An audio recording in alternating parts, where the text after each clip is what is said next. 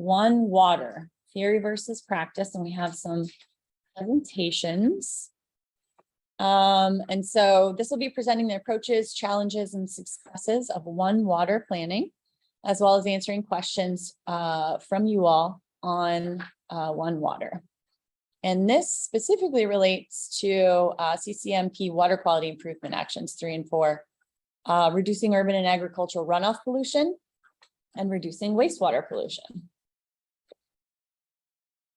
All right, well, I'm just going to intro really quickly. So we have 2 experts here, one from an inland county, one from a coastal county. So Charlotte County, of course, is coastal. It sits at the very bottom of the watershed. It receives runoff and flow from adjacent counties, has a high water table, and it's at low elevation, and it's very vulnerable to saltwater intrusion and acidification. You can see from our economic valuation that you have significant annual recreational spending and significant annual agricultural production. And interestingly enough, when you go next to our inland, Winter Haven, Polk County, if you start with the economic valuation, you'll see almost the same numbers of annual recreational spending and annual agricultural production. And this was done by a team of economists who actually pulled the real revenue data to quantify that. So there's a lot of similarities, but there's also some differences from a water management perspective. Winter Haven is inland. It sits at the very top of the watershed. It does not receive significant runoff or flow from adjacent counties, and it has a lower water table and higher elevation, which gives it like more opportunities for infiltration and things like that. So I think that just wanted to give you this context before we dive into hearing these 2 perspectives, that you keep that in mind where those similarities and differences are. And just very quickly, just what is one water? It is the idea that our planet has a finite amount of available fresh water, which is an essential resource needed to sustain life, public health, economies, and quality of life around the world. And the one water approach is viewing that all water, whether it's drinking water, wastewater, stormwater, gray water, that all of it are resources that must be managed holistically and sustainably. And by integrating this water management from aging infrastructure to environmental restoration, that we can secure a more sustainable water future. If we look at these things together and break down those silos into how we look at water as a resource and how do we steward it and make sure that it remains sustainable for future generations. So this is the one water approach to water management. It's doing what we do already, but just hopefully better. And so that's why we thought this was an interesting topic to bring to you all, to kind of dig into the weeds of like, what does this really look like? And what are some real world logistical hurdles to implementing this in local governments? One water plans, of course, can address some of the similar things, but also to differing degrees. Each entity, each community is going to be customizing their one water plan to their own community. So they're going to look at things like water quality, water quantity, water storage, habitat, waterway restoration to different levels. Some may take a more focus on utilities, and others may wrap in natural resource management. It really is up to each community how expansive they want to build their one water plan. But I think you're going to hear 2 different approaches. And we can kind of probe and have a discussion. Half of this agenda item is for you all to discuss it and pose questions and give your own comments about your experiences in your own communities. And with that, I'm going to turn it over to our excellent presenters, Mike Britt from the city of Winter Haven and Brandon Moody from Charlotte County. And they're going to start with sharing their one water definitions and program goals. Brandon? So Yes, would you mind taking the hot seat and the director's chair? And you'll see there that we have a nice printout of the slides so that you can follow along, because I know you will have your back to the screen, but you'll be able to see them if you need to. All right. Good morning, everybody. Morning.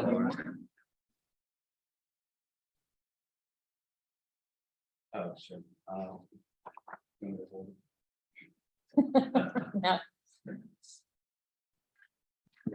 All right, so let me put this.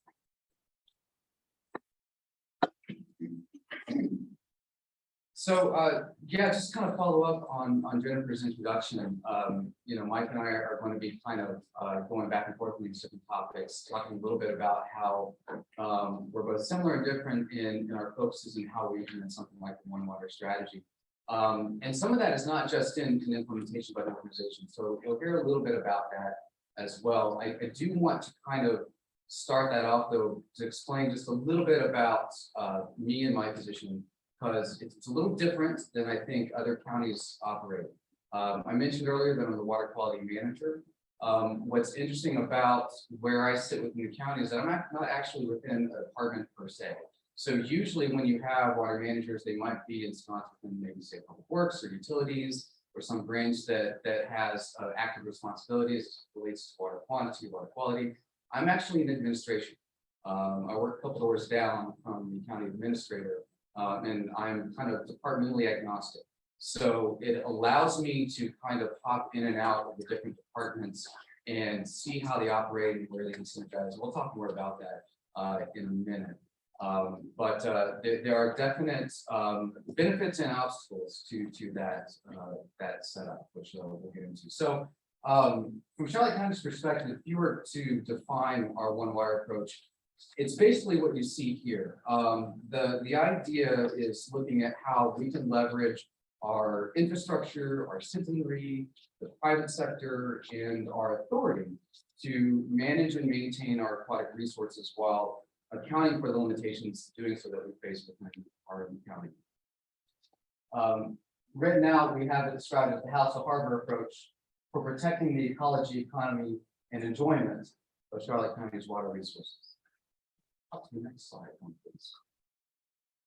So more specifically, the initial iteration of the plan, and I should actually back up too, because I think this is one of the differences too that we'll get into more.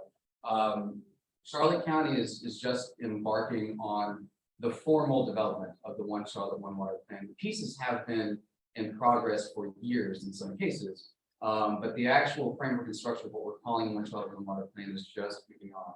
So some of what we're talking about is already on the ground happening, so it's operational. I think Mike will talk from his side later that there are aspects to what they've been planning on doing, which has been going on for some years now.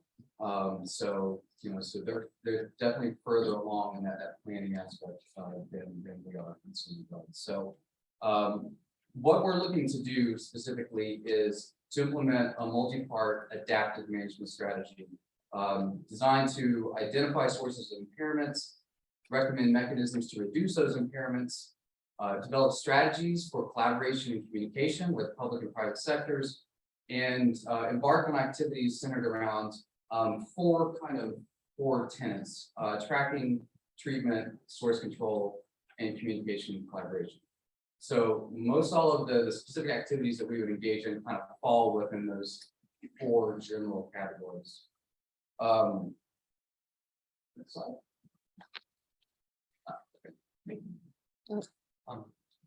This is our kind of local definition we've adopted for One Water.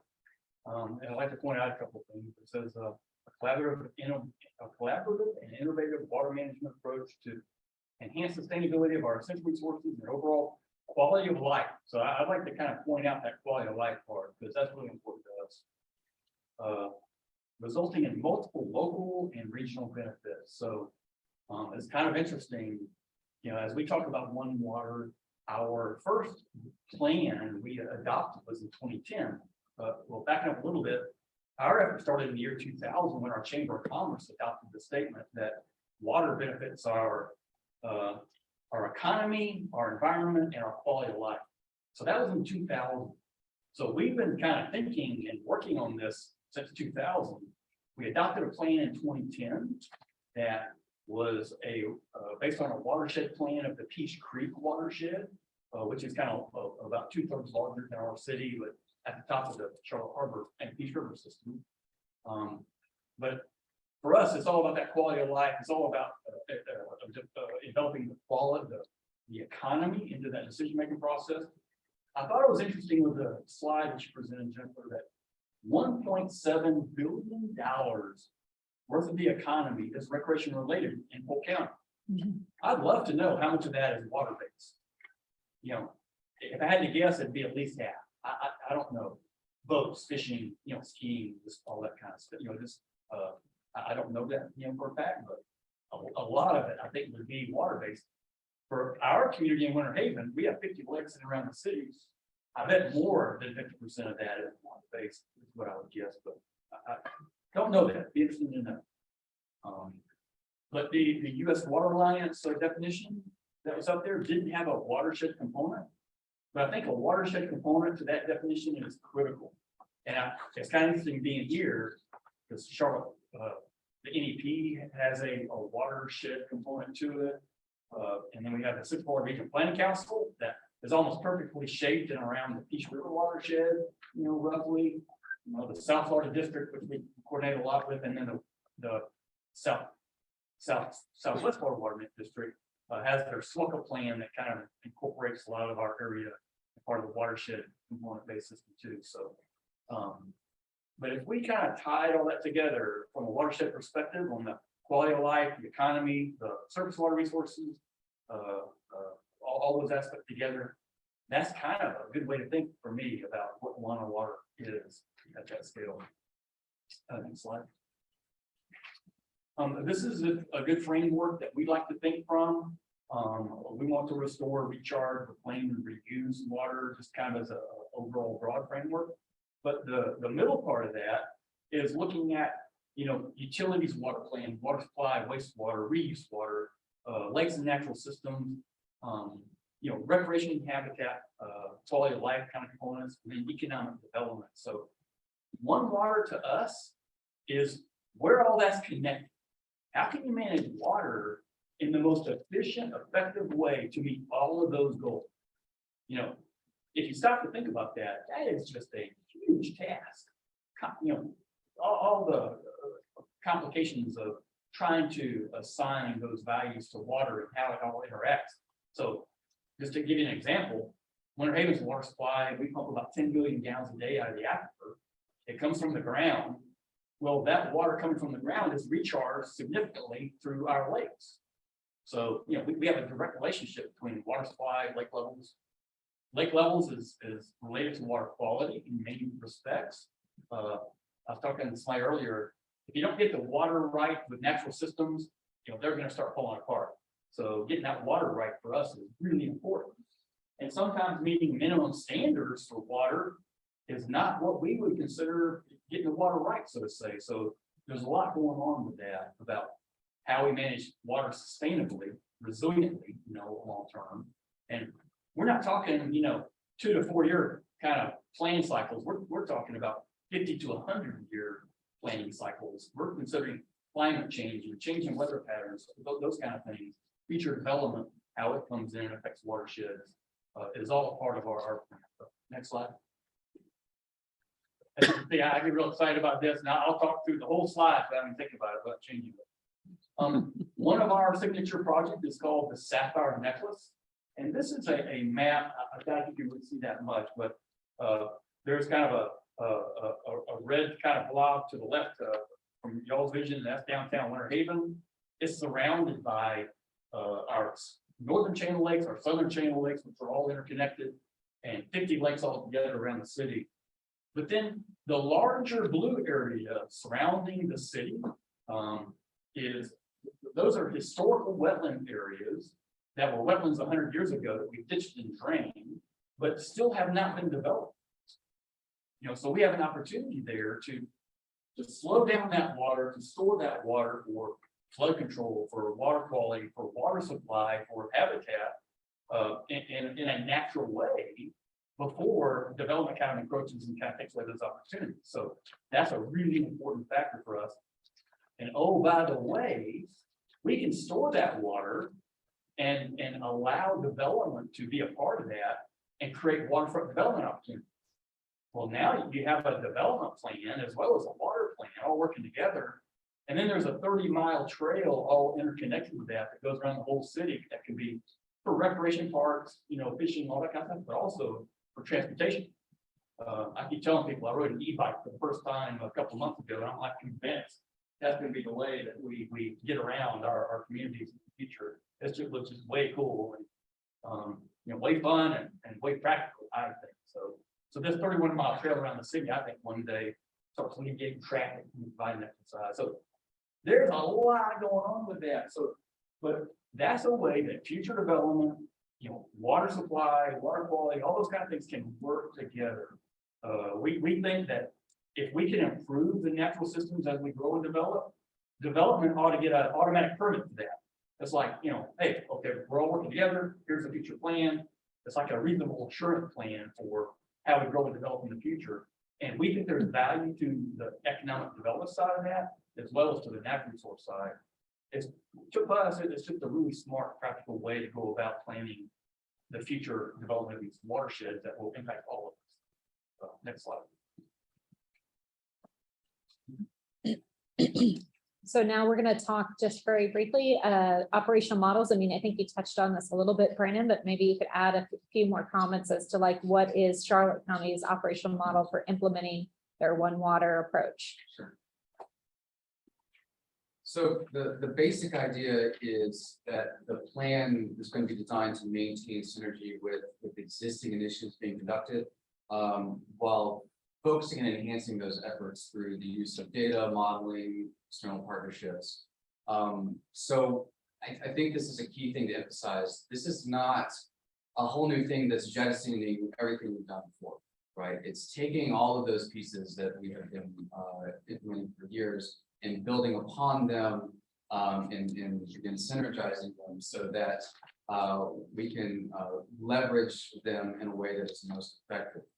I think that there's sometimes there's fear when we talk about these sorts of initiatives that we're trying to wipe the slate clean, or we're just going in some completely different direction than we have before, and all of this quote fear of a waste of time and injury effort before. But that's not really what we're talking about. Again, it's continuing to build upon the progress, success, and planning in the past to chart more effective and efficient mechanisms for protecting and preserving our water supply and quality. So.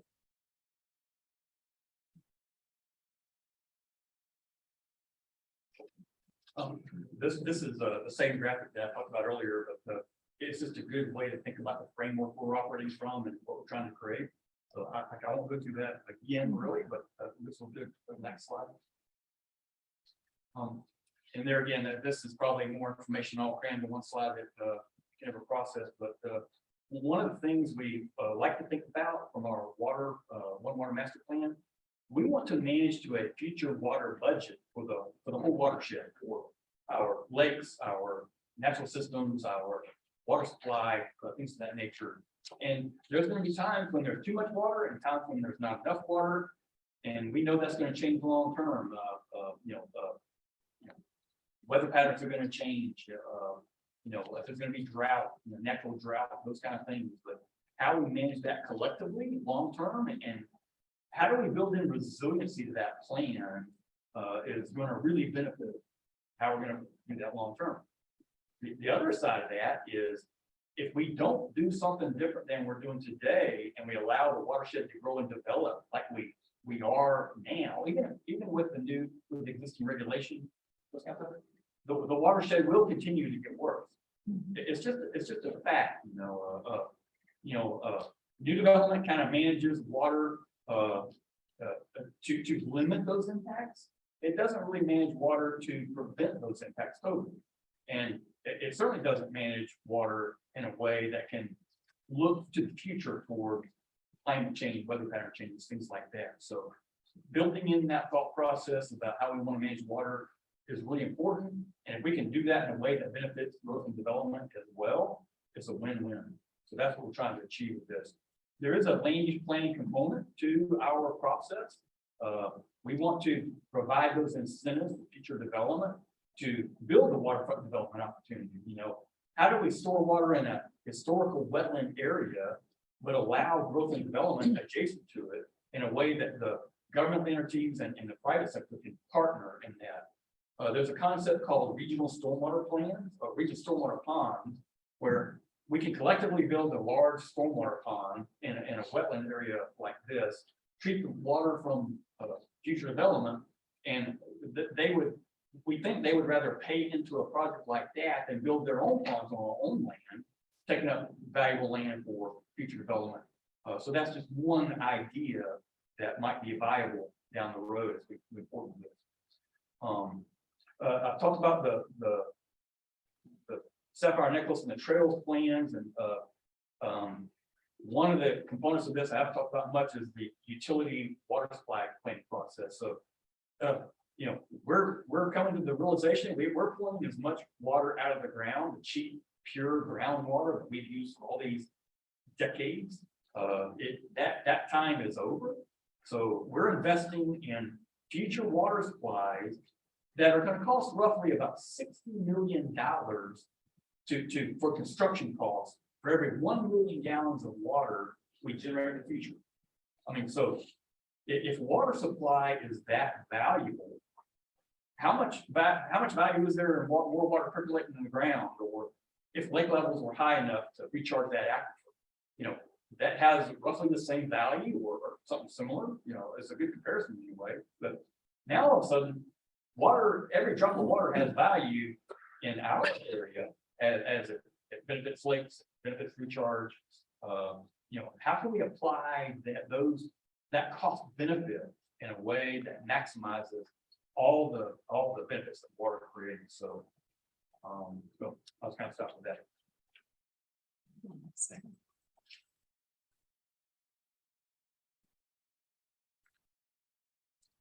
All right, so we are gonna talk for a moment just about like internal resources that you have found that are needed, any kind of logistics, things that people should be aware of if they're trying to go this direction, challenges and opportunities from your own experiences with regards to implementation, first internally to your own organizations. So with that, Brandon? Yeah, so starting with internal communication information, as has kind of been hinted at in earlier slides, and as you're well aware of, you know, in your own operations within your county or your city, you know, there are a lot of different departments that have some foot in this realm, either directly or indirectly. And, you know, at least in Charlotte County, it's both a benefit and a challenge to have all of these different departments involved in some way. Communication is a big aspect of that, obviously.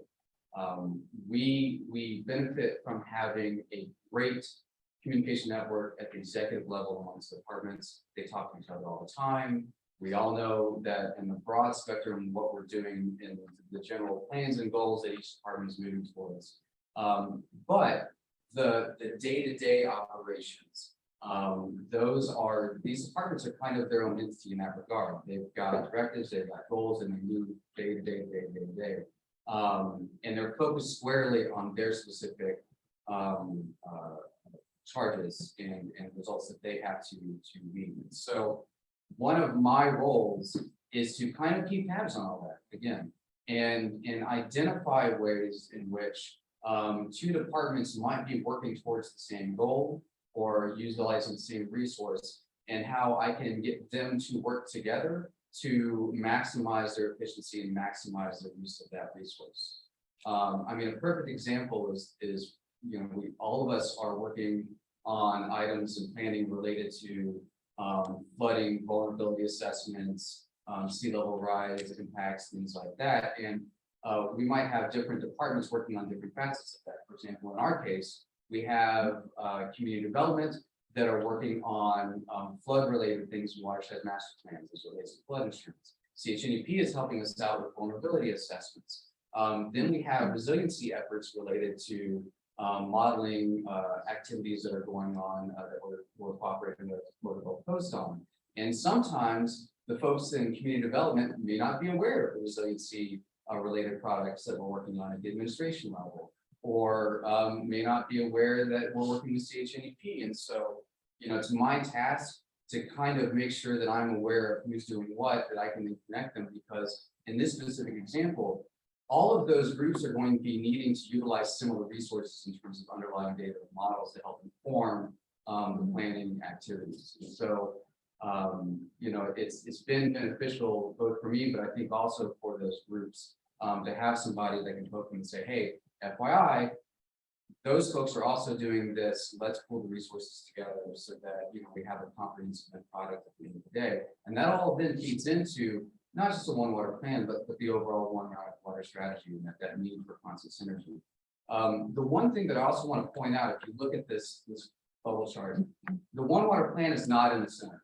It's not the thing that all the arrows are pointing to and going back towards. It's actually the commissioner's strategic plan. And I think that this is another important facet of it. There's always a risk when you start a new initiative that there's a lot of excitement and then there's a lot of energy and then it fizzles out because of the next thing or some other issue or 5 on fire or 12 on fire that pops up. And so I think in the case of this one water strategy and planning, it was extremely important that the commissioners identified in their strategic plan that one water was one of their priorities. Because what that basically does is assure that this is going to be a long-term effort, that the ideal is we eventually become ingrained into the culture within each of these departments. And that it basically will ultimately result in a program and a process that will help strong this level of communication and coordination that I'm currently facilitating.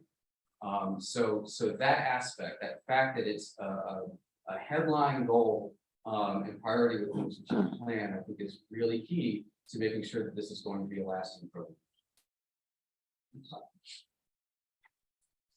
For us, I touched on this already a little bit.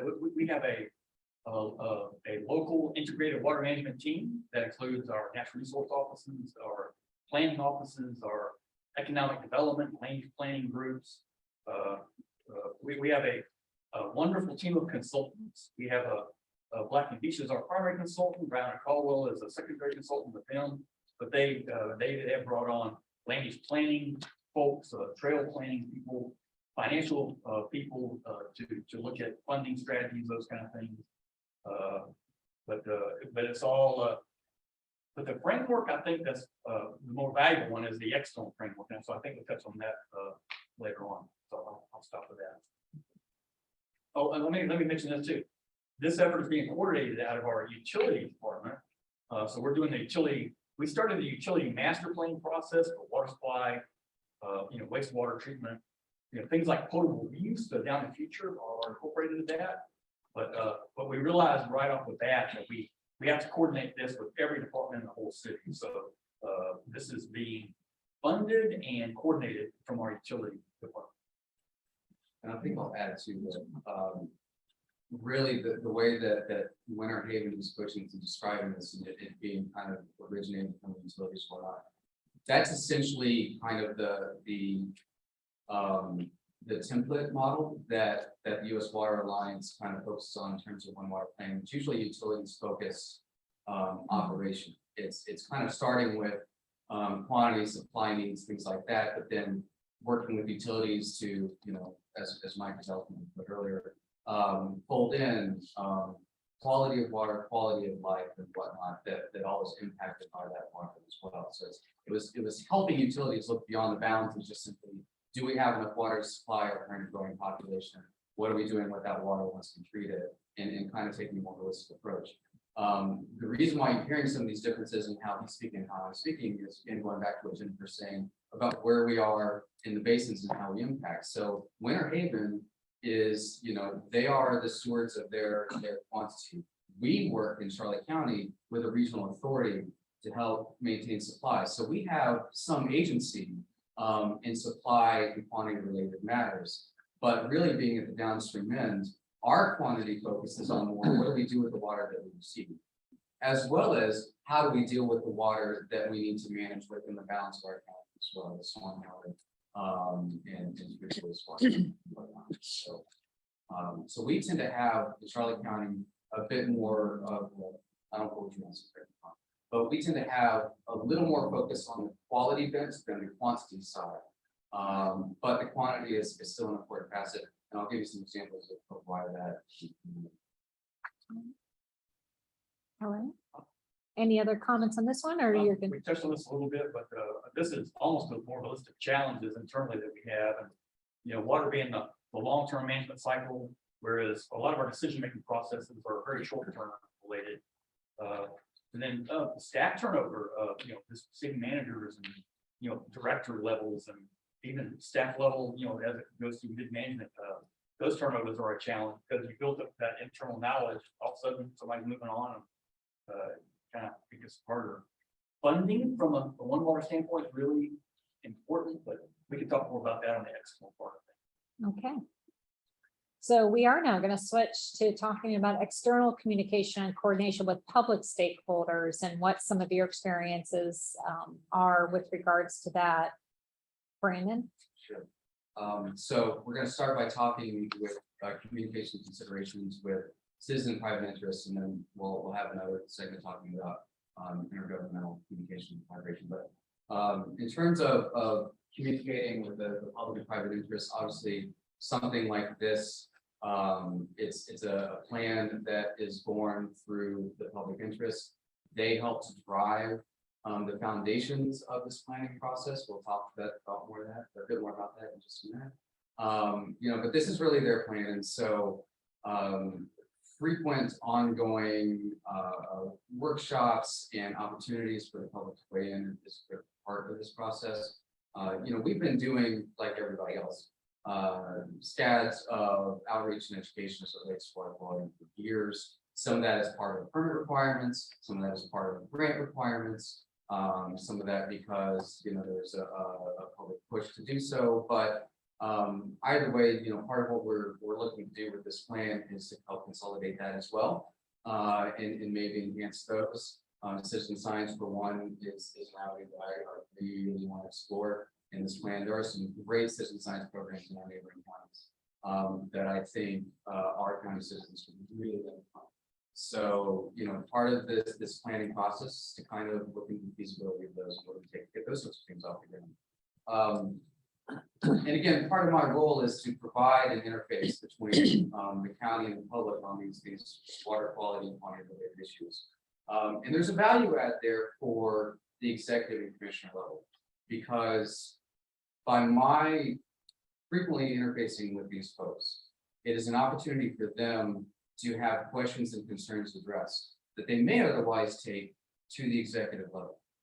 I serve in a way as a means to, I won't say head off the path because that's not the right way to think, but basically address things that don't necessarily need to be addressed by the commissioners, because they can be addressed at our level and my level, and to assuage those concerns and fears. And that way the commissioners can get on with the role of addressing concerns that maybe we don't have a meeting that we do need to address.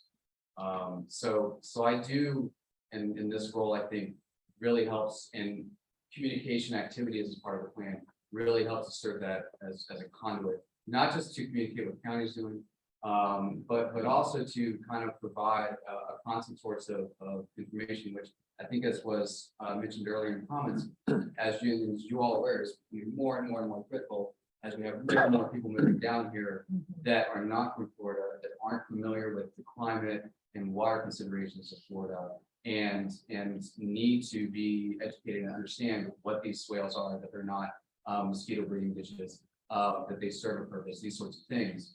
And that's the role that this and my position.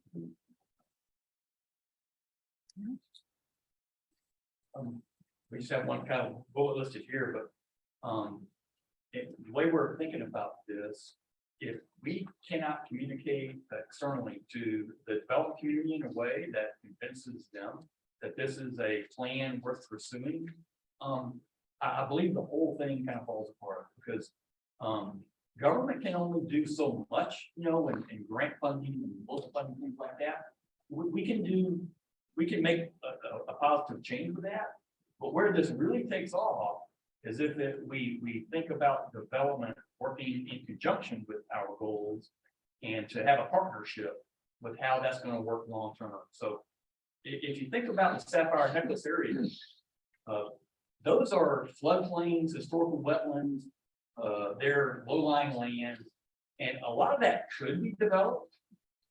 So how do we incentivize that developer, that landowner, to work with us? How do we develop that partnership to say, hey, we both can gain something here. We can work with you to get your development permits. We get to store more water, recharge more water for future goals. The recreational trails and amenities associated with that, I think, would be very attractive to developments, and they're sale their marketing areas.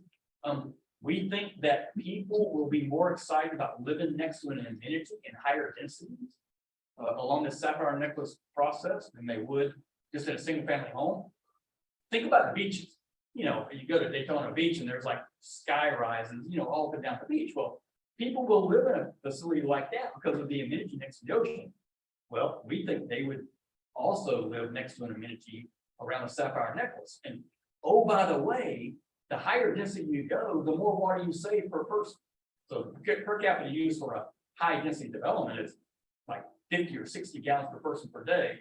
Well, in a single family home, it's 120 and going up. Matter of fact, I don't know about everybody else, but the single family home areas with St. Augustine grass and that kind of stuff that we still allow is going up more than going down on a per capita basis. So there's a lot going on there, but the key to all that happening is working with developers that can have a vision, some creativity, to work with like the water management district to permit those developments in a way that also restores natural system components, and then partnering. Where does the money come from on the government side? Where does it come from the private sector side? So to me, that's the key to making this a sustainable plan long term. If we can't do that, I don't think it's sustainable. And I think that also connects to maybe one of the challenges when we talk about this too, because that funding thing being the key word. You know, there's a lot we've talking about a lot. How there's a lot of money out there for water quality improvement, restoration projects and whatnot. But funding often, especially when it comes from the state, federal level, does not move at the pace of development per se. And so being able to utilize these funds in a way that meets the schedules and timing of development is going to be a key puzzle to try to tease out. Is there a way that, for example, we can work with private entities to implement green infrastructure where maybe we subsidize the cost of that infrastructure? But we need to be able to do that in a way that funding is as nimble as possible, that we can apply that funding, that we can apply that support on the schedule the developer has for their construction, because otherwise they're not going to right? So I think that to me personally, that's one of the things that I'm really trying to do. We've got a meeting with actually quite a few of the local consultants, engineers that work with most of the developers in the county to kind of have a brainstorming session about this and have some real talk about, you know, what would it take to entice developers to work with us in this regard? How can funding work? You know, how can we kind of overcome those sorts of obstacles? So it's going to be interesting to see sort of what they come up with and what we can do based on their comments.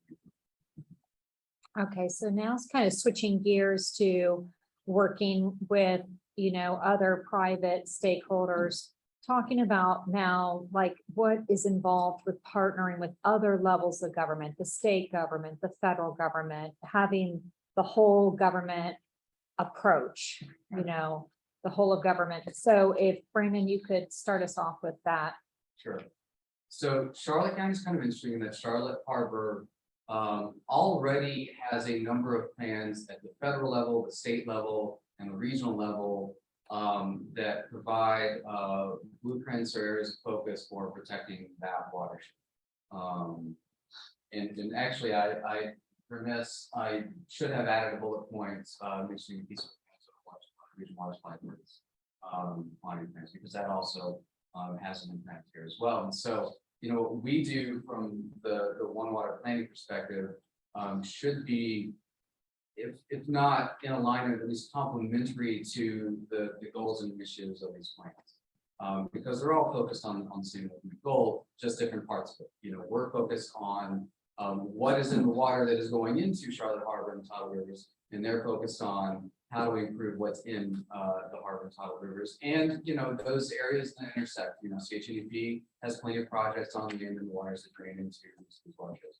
So you know, we kind of, in terms of our interface with other government agencies, it's really interfacing through these plans and through groups like CHNEP. So, you know, just like how we're having this discussion here today, I rely on CHNEP. It kind of serves that conduit for me and Charlotte County to be able to interface with all of our neighbors upstream and trying to come up with a regional solution to address water quality. You know, Charlotte County is going to keep our house in order as far as it goes, and how we can work with the other counties upstream of us to help them keep their house in order as it relates to being able to lose water quality and quantity.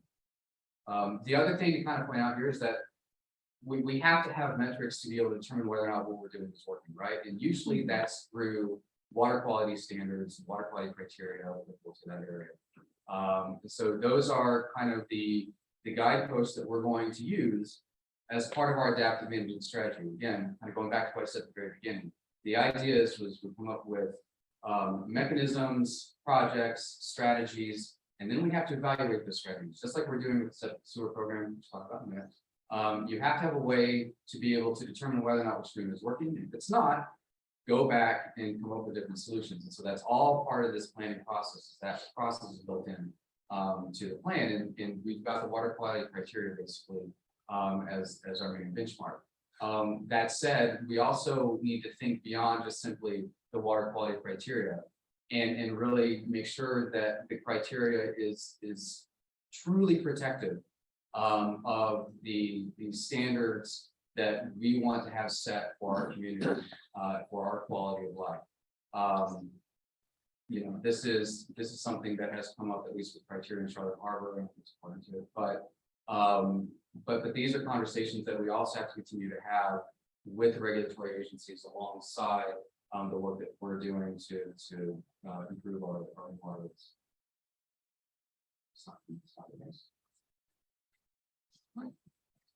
I think this is our slide, but and you look at this slide, I wish I would have worded this differently. You know,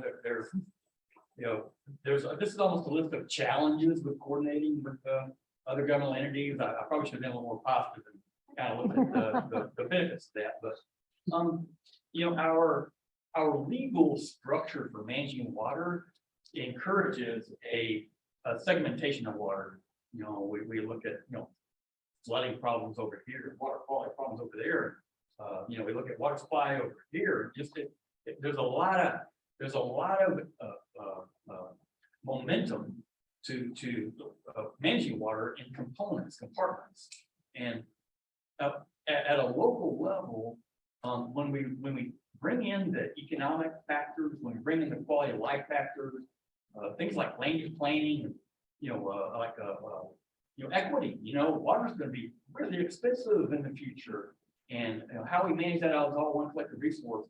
It is a challenge. You know, there are state directives for water sustainability and create multiple benefits of water, but it's really hard to bring all that together and think of that in terms of how to benefit all aspects of what's going on with water. So, you know, water is a very long-term process. Gosh, yeah. So going back to the very beginning, this idea came about in Winter Haven with our Chamber of Commerce that kind of pointed out how important connectivity was.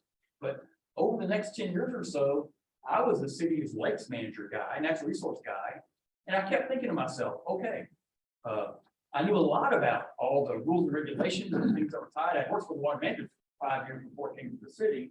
I worked for the city 10 years, and all of a sudden I started realizing if we keep doing what we're doing at that moment, water would continue to get worse. And I checked that with every person I knew in the water field, and they were all like, yeah, that's probably gonna happen, you know. So I'm like, well, okay, well, wait, we have to do something different. We can't continue to let that happen.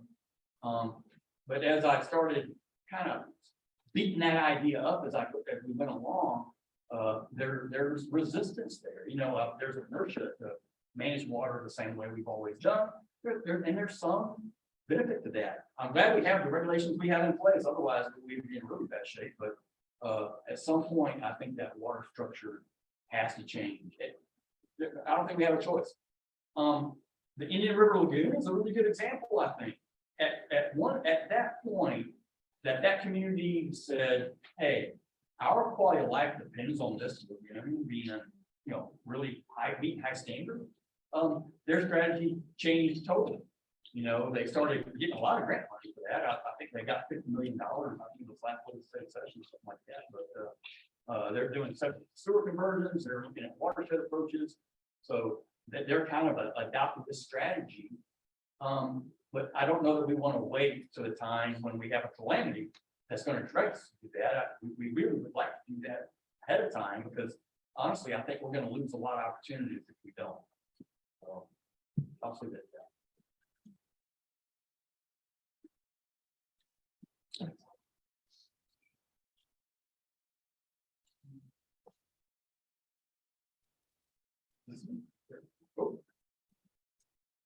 Oh, yeah.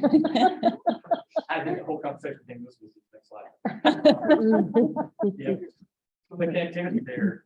So we think, we're not sure about it. We haven't done the modeling yet, but we think that the Sapphire Nexus project will help, like MFLs on the Peace River, water quality in Peace River. We think it will help out the recharge and water supply. We think it will help control flooding, do those kinds of things. We also think that it would help Charlotte Harbor from a hydrologic standpoint. We also think it could help the Minnesota Water Supply Authority develop more water supply. We think, we haven't proven those things out yet. Those are opportunities for coordination that once we get our plan done later this fall, those are the communication efforts we need to go through. So we would turn to people like the EDP and the Central Florida Regional Planning Council and the Water Management District to kind of check us on all that, but we think there's multiple benefits that are going to be had for every aspect of water. We're hoping to prove that out. So then now we're going to kind of conclude with letting you guys highlight a few of your One Water project successes. And after that, we'll open it up for committee discussion and comment. So as mentioned, we are kind of in the infancy of the formal One Water planning process. That doesn't mean by any stretch of the imagination that the county has not been doing anything to protect water quality. One of their bigger initiatives over the years has been their septic sewer program.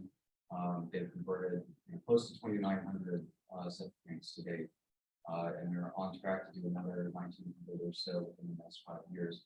And septic sewer, I think, is one of those things that we traditionally think of when we talk about programs and projects under the One Water banner. It's an infrastructure project that we can wrap our hands around. It's a great example of a synergy of water quality and quantity improvement. I think some people forget that we focus on septics as a mechanism, or removing septics as a mechanism to improve water quality because that's no longer nutrient leaching out. But in an area like Charlotte Harbor, where a lot of these houses are at very low elevations, the water table is very high. And when you have a lot of septic tanks in the area, you basically want to risking artificial elevating that groundwater level. And what that does is it reduces the ability of rain to infiltrate into the ground, and instead runs right off and goes into your stormwater system. And so that's more direct runoff into the harbor that we even have to deal with. One of the things that we're starting to see in some of the areas where we've done the conversions, especially in these lower lying areas, is you see the average groundwater levels starting to get deeper and deeper and deeper. And what that's doing is that's increasing area, ground area for infiltration of that rain, less runoff going into our stormwater system that we didn't have to manage and treat before it goes out into the harbor. So it's actually a dual benefit by doing this. It's not necessarily something that's really hammered out. And in some cases, that's a bigger deal than others. For us, it's a pretty big deal just because of where we are geographically. But the thing is, things like the One Water plan and initiatives under that are not just big infrastructure projects. That's the easy stuff, that's the sexy stuff that we like to talk about. But there's a lot that goes on under the hood that gets us to that point. For example, a lot of this effort was kind of kicked off with the Assembly a few years ago. That was kind of foundational to our current planning process. That was an opportunity where subject matter experts, members of the public, they came together. They provided a host of recommendations and concerns as it relates to water in Charlotte County. It led to the creation of this position that I'm in. And so, it's a good example of kind of the interface between the county and the public working, because the public provided recommendations, the county took action. And here I am. Next slide. But also just as important, and this is, I think, is another this is also another potential obstacle, especially when it comes to funding. Just as there has to be support for these efforts like septic sewer infrastructure improvement, there also needs to be support for efforts that help us figure out how to prioritize areas for water quality quantity improvements, to help us understand whether what we're doing is working. So in other words, monitoring, modeling, assessment, planning, those are things that are not easy to fund externally. I have learned firsthand that, looking at funding sources outside of the county, a lot of the focus is on infrastructure, and especially a lot of boots on the ground work. And especially a lot of emphasis, which is another obstacle that I want to bring up too, that sounds like might be alleviated a little bit. Funding projects that are in areas that already have an existing TMDL, basic management action plan, alternative restoration plan. It sounds like recent legislation is helping to kind of quell that a little bit, and is now instead being focused on areas where there's actually designated impairments, which is great, because it means that we can be a little bit more competitive. Those of us that maybe don't have those restoration documents in place. But the bottom line is that this stuff is exceptionally important, because how are you going to know whether what you're doing is working or not unless you have these sorts of resources available to make those assessments, and then to be able to justify to the public why we're spending the kind of taxpayer dollars we're spending to do the kind of work that we're doing. So I want to bring this up just to kind of emphasize it. I know this stuff can cost money. I know it can be difficult to find funding. I will continue to bang the drum and fly the flag for this stuff to external funders, and how important it is to help local governments acquire, develop these products and maintain them. But just think about that, when you're looking at your budgets and looking at how to embark on efforts like this, and the need to kind of allocate resources towards these sorts of activities. Next slide. So this is a project we're in the process of acquiring land for. We've done the conceptual planning work. We're doing the due diligence work with the land acquisition. But this is a project in conjunction with an existing landowner that wants to develop the upland part of the property. But he is selling us the lower lying floodplain, historical wetland area to store more water in. So we've committed to do the restoration work, to do that in a way that would benefit his development, to build a trail, network, those kind of things. So this is about 3 miles east of downtown Winter Haven. So this is about a 400-acre wetland restoration project in conjunction with this landowner and a future development that we think is going to be our first Sapphire Necklace project. So we're excited about that. Next slide. Can you go to the next slide? Even now, I can skip this one. This is a picture of our land use planning strategy. We're talking about developing a conservation zone around the Sapphire Necklace area that would incorporate those incentives for future development to work with us to build future Sapphire Necklace projects. So, we kind of laid out a strategy for that. Our city commission has adopted that strategy, but we have yet to really go through and change the comp plan, do the land development regs, do all that kind of work. So that's the next phase of the project. So next slide. We've done the hydrologic modeling to look at the Peach Creek as it goes along US 27, which is one of our high growth corridors, right along where the Sapphire Necklace is. And the hydrology of the area says we can divert part of the water from Peach Creek, we can sheet flow it across the land, we can build water storage features and still meet all the requirements for future development, for the Peach River system, for releasing water downstream, for improving water quality, flooding, that kind of stuff. So at least the engineering numbers work out to do that work. And it just so happens that there is one large landowner in this area that owns a significant portion of this land. And he's agreed to some extent to at least think about how we might do a land use master plan for that area to incorporate the Sapphire Necklace projects. So, the big bubble plan is one thing, but here now we're starting to develop the specifics of, hey, how much water can we store? Is it worth the cost benefit of doing this work? That's a big question we need to answer for everybody. Is making sure the value is there to invest dollars. So I think that's it for me. Oh, This next slide is the same thing, basically. It's the same area, so I'll be talking about that again. All right. Well, thank you. I think that was a great overview to get us started in our discussion part of this agenda item. And so now we just open it up to those of you in the room and online to give your own comments, perspectives, ask any questions you want of our panelists here and dive in, because these are the kind of regional issues that we want to bring to you to discuss together and kind of strategize together. This is really a watershed level approach, you know, of if every community kind of learned from each other and shared resources and kind of move this direction, it would change water management across the entire area. So we just wanted to bring it forward, and if anyone wants to kick us off. Any Yes, ma'am. comments? I've got a question. When you speak of water storage, what avenue are you talking about? Strictly above ground, or are we looking into? Oh, both the above ground wetland restoration project, but at the point where there's capacity to store more water, we would treat that water in the wetlands for the most part and send it to the either lower Florida aquifer or upper Florida aquifer as an aquifer storage and recovery type project. And I should have mentioned this too, but we're also building a reuse water line loop that also kind of matches the sapphire necklace. So we'll have treated wastewater to bring up to the system, to rehydrate those wetlands and treat as well as part of those projects. So that's a component I probably should have touched on already. But yes, both. That's a very good question. I think that's important. You know, as a farmer, we have retention ponds. The first time I had experience with them, it was a great idea. Oh, we'll shove the water we don't need in there. We'll take it back out. That doesn't work. It's when you have water requirements, your retention ponds dry through, I guess, seepage, evaporation. And it kind of torn on some of these big reservoirs.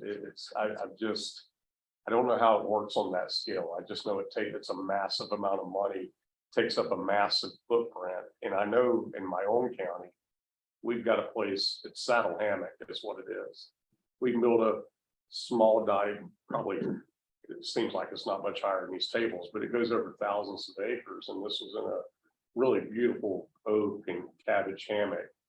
And I can't express enough what 3 feet of water standing on oaks for a long period does. It's really sad to go in that area now. I'm really torn on the above ground storage thing. I'd really like to find out more about the deep well injection. It seems like more practical, smaller footprint. You put water down, it's stored, it's not evaporating. Maybe we pull it back up. And then that same note, I would be careful about what we put down. I would like a lot of research. And I mentioned trying to meet a water budget for that.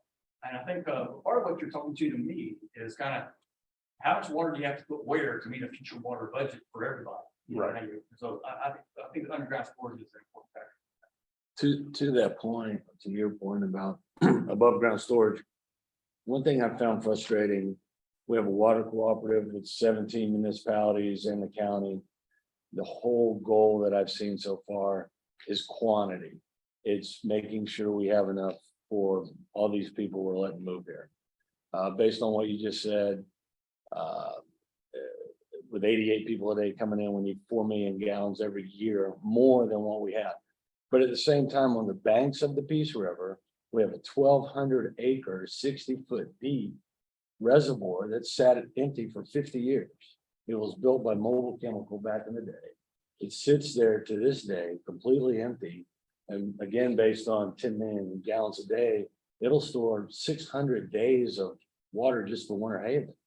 And it seems that for whatever reason, this is just ignored, like it doesn't exist. Now, I've gone to Swift Mud and talked to them. I've gone to the water co-op and talked to them. It's like part of what I think you're trying to solve here. There's the old way of doing it, and we're just not going to look at any other way.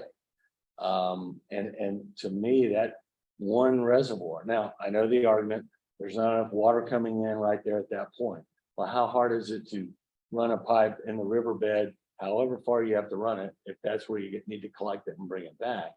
But that doesn't solve, but it helps so many problems water quantity, number one, but water quality. It gives you an opportunity to do something with that water besides just flush it down the Peace River to Charlotte Harbor. And I'm stymied by why that is never addressed. And I think I'm right about this, but I know the water cooperative looked at that. And I don't think For they've about a taken it minute. off that table totally yet, but I don't know that, I think it's still kind of hanging out there as an option. Well, I mean, it's according to Swiftmud, it's $90 to $100 million to restore it to what it was. Okay, that's expensive. A water co-op's going to spend $1 billion pulling salt water out of the ground, and that's real expensive. So some of these, I don't know whether it's a coordination, whether it's just stubbornness, or what, but it's frustrating to see a project like CS11, in my opinion, that could solve or go toward all of your objectives, just be completely ignored. One of the ways that I kind of like to think about the water storage, in either surface water, groundwater, whatever sector, is kind of the key to managing water in the future, no doubt. So it's more, but we like to look at the cost benefit of that kind of. So for Winter Haven, the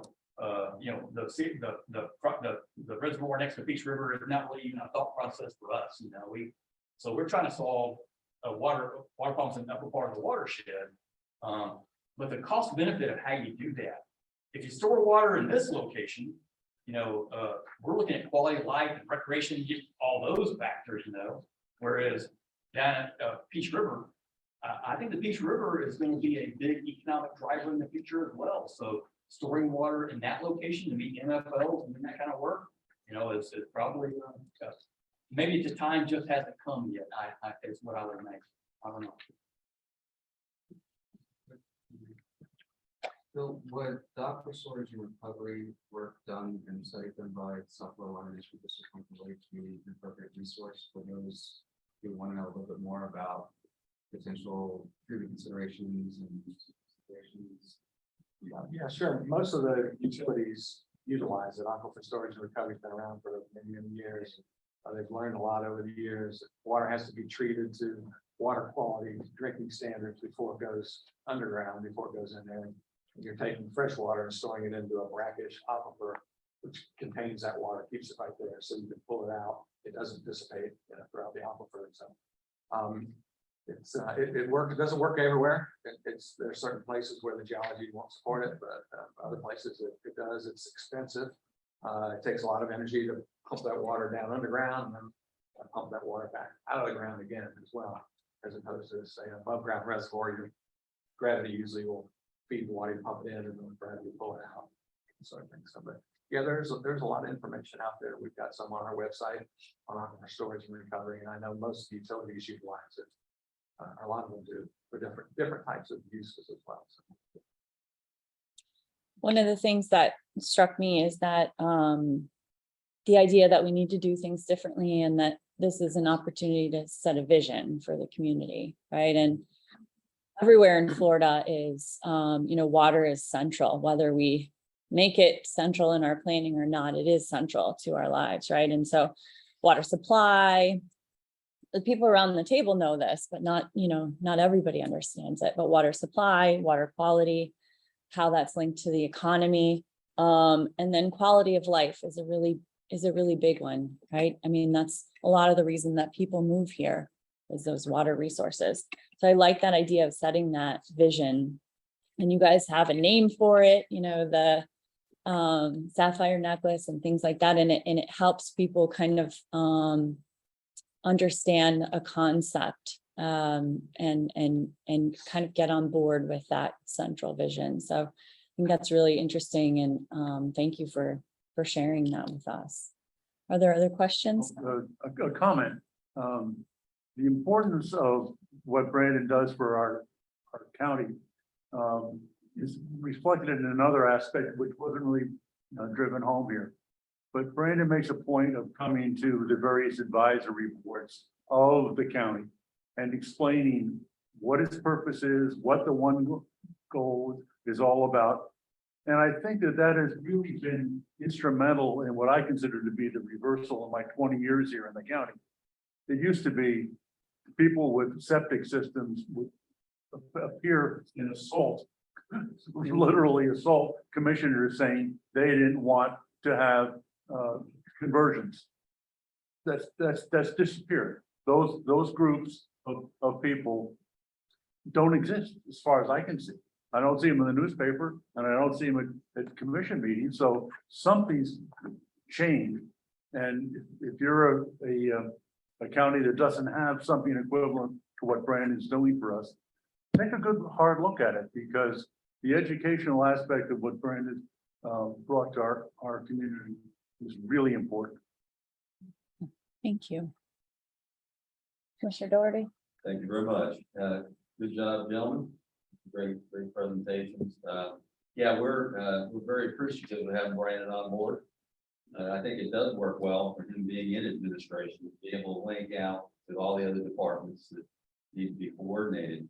You know, we have the opportunity in Charlotte County. We're divided up into 3 stormwater municipal service benefit units. South County, south of Peace River, creates a funding source. Inadequate right now, but it's there. Mid County, which is between the rivers, and then West County, essentially on the other side of Niagara. It does provide the opportunity of the funding that he's talking about for water quality monitoring. I think one of the main issues that we're going to have to wrestle with as a commission is the rising cost of these conversions too. I mean, we started off assessing people when we started the program. Don, it was about $10,000 a unit. They pay for it over 20 years. Now they're going for prices about 30 something. So we're not an affluent community. So, and we just went through a bad hurricane. People don't have the resources just to automatically bump it. So we're wrestling with that right now. But we're also seeing what's important though, is that we're seeing some we're seeing some good results. We're not ready to publish and discuss those yet, but keep doing some monitoring wells in some of the years we have converted and seeing some pretty good drops in nitrogen. And that's the goal, right? Mhm. So, but we got to keep telling that to the community so they will continue supporting the program. But you're right, Don, they have quieted down. But the dollars are going up, and that's going to be our job, is to try to figure out how to minimize that impact. And it gets to my basic point, even though we're all appreciative of what the state has done with relative to funding for water the last few years. Mhm. Tremendous. We need a lot more at the federal level and the state. If you just take and do a quick comparison, if you get a chance, look at the dollars for transportation, which is, we need it. We need every one of those dollars, but we don't even come close with water. When you take all the water budgets and put those together, I know it's some fraction. You probably know, you've heard the presentation as well, Bill. It's a small fraction. So as a state, we've got to get our heads wrapped around funding, creating more funding for water.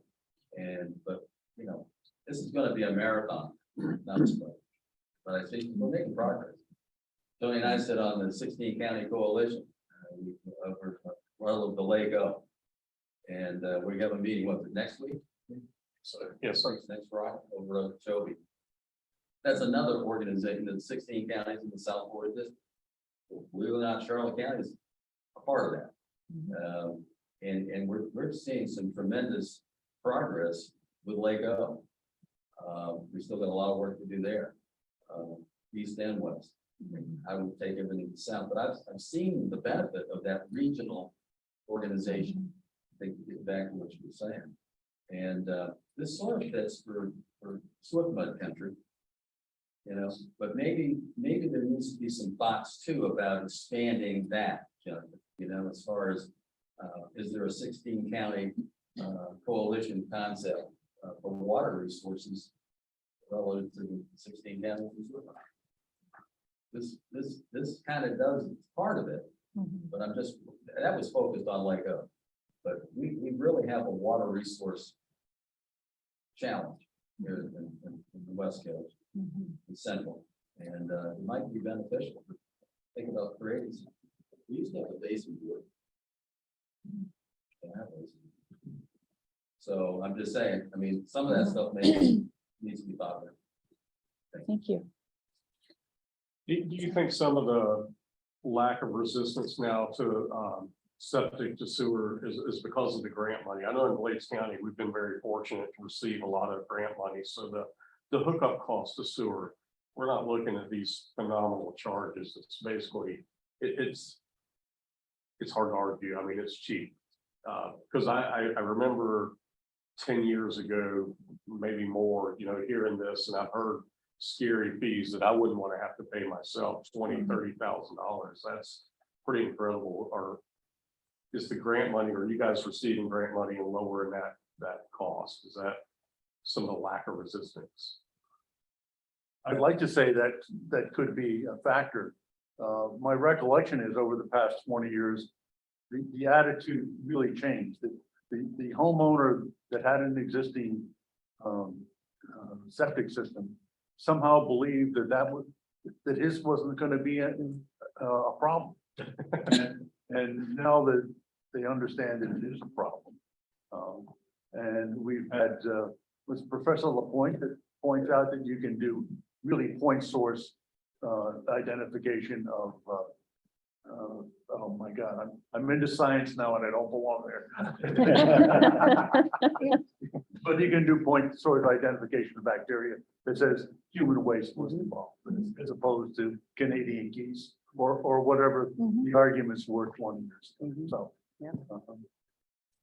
that's not an answer to what you're asking, but that's, I think we'll follow up, Commissioner Wood. I think part of maybe some of the drop in resistance to septic conversion in Charlotte County, nothing brings people together like a disaster, right? And Charlotte County in recent years having experienced those heavy algal blooms, and then the news stories about what's happening in the River Lagoon and manatees and whatnot, and these stories kind of all pile on one another. I think those also help serve to persuade people that, maybe that there is a anthropogenic impact to these systems that we love, and maybe we do need to kind of do our part to help prevent this sort of thing from happening again. And I think that where that gets lost is when things are healthy again and things are good. And I think that's going to be one of the challenges from even a one water perspective, is that we have certain parts of the county that are seeing high levels of nutrients, high levels of bacteria that we need to try to address. So we're having to be reactive in those cases. In other cases, we don't have an extensive amount of development yet.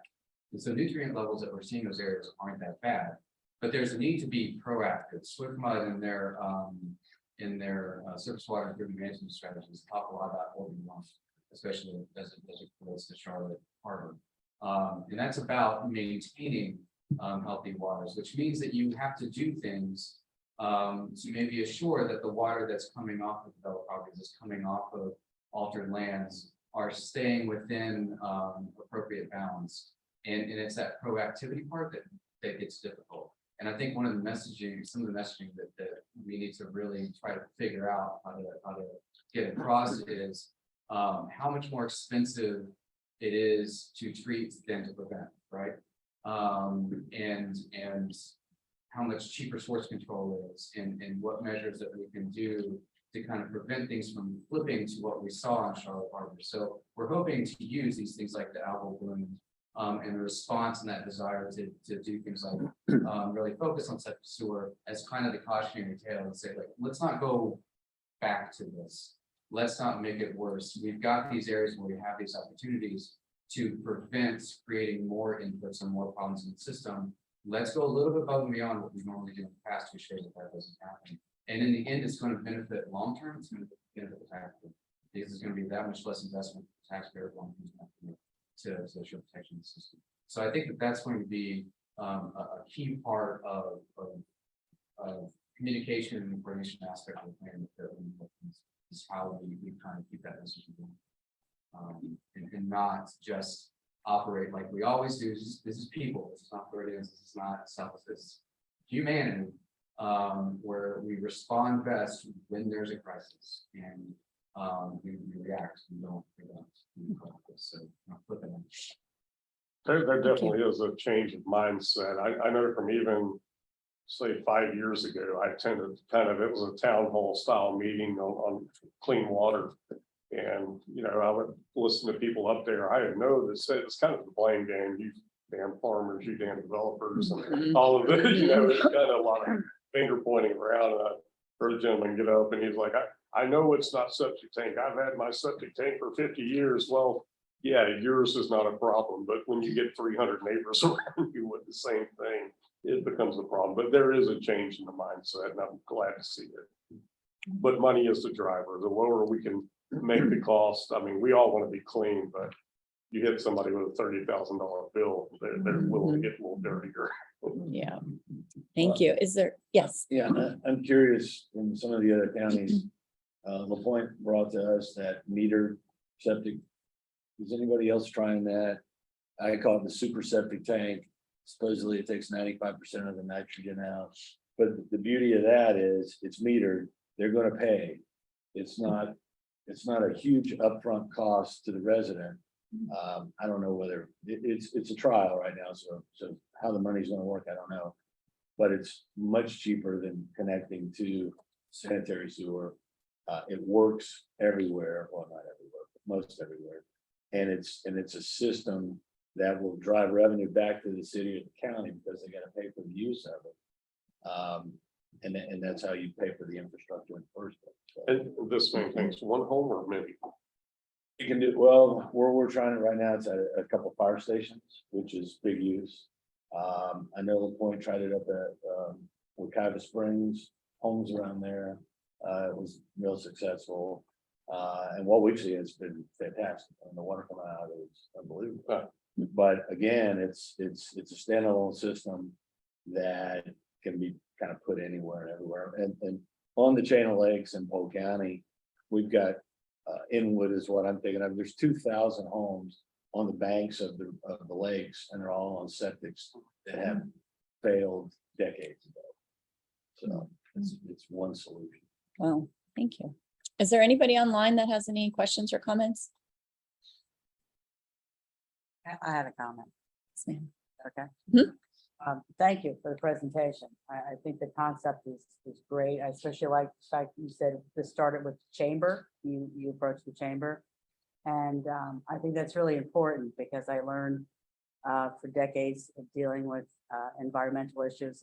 I started nonprofit People for Trees in 1998, and initially we were preaching to the choir, and to bring other people on board, we had to determine other ways they could benefit. So I appreciate you bringing that up, that the economic benefits, because what I've learned is that environmental initiatives, if they could be multifaceted and show other areas, other components that could benefit from it, it's more likely to be embraced than anything else. And that's what I like about this program, is you're not just talking about, yes, it's nice, we have to keep our water clean, but like you said, people will just say with somebody else doing that. But when you start to say this will bring up the economic value of your community and also the amenities you talked about, you know, that when people will start seeing that, you'll get those people on board as well. And that's what I found is ultimately what happens, what helps to move things along that you want. So thank you. Great. Any other Can I ask questions? a question of Sure, Mike go ahead. about program administration? You both have two different approaches. The county's got it run out of the county manager's office, which I guess gives that allure of it's higher priority and probably much easier working across all the different administrations, albeit they've got a position dedicated to do that, which most administration offices probably don't. But you guys are running it out of the utilities department over there. You've been at it for a while. I just was wondering, do you see any hindrances in doing that? Do you think it'd be better in different location or anything like that? Or just So far, it's working pretty well. But part of that's because we also have a lot of the funding that goes along with it too. We're actually paying for the land use planning side of the facilities. We're paying for some of the lakes kind of studies and analysis.